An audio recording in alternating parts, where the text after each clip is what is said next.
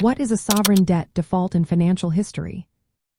Imagine a country borrowing money to build roads, schools, or fund hospitals, then suddenly saying it cannot pay back what it owes. That is what a sovereign debt default is. It happens when a government fails to make scheduled payments on its debt, either partially or completely. These debts can be owed to foreign lenders or domestic ones, and missing payments can cause big problems. Throughout history, sovereign defaults have been part of the financial story of many nations. They often happen because governments borrow too much money, especially during times of economic trouble or political instability. Sometimes external shocks like wars, natural disasters, or sudden drops in revenue push a country into default.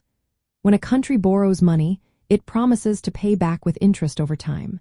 If it cannot meet these promises, it defaults. In the past, Europe saw fewer defaults, mostly during major wars like the Napoleonic Wars in the early 19th century. But in later years, especially during the late 20th century, many countries in Latin America, Africa, and Asia defaulted on their debts. These defaults often followed cycles of rapid borrowing and sudden stops in capital flows. Countries that defaulted faced higher borrowing costs afterward and struggled to regain trust from lenders. Unlike companies or people, governments cannot be forced into bankruptcy courts.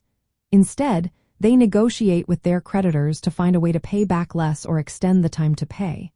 This process is called debt restructuring.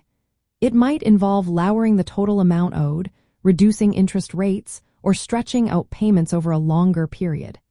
These negotiations can take months or even years to complete. Defaulting on debt can hurt a country's reputation, making it more expensive or difficult to borrow money in the future.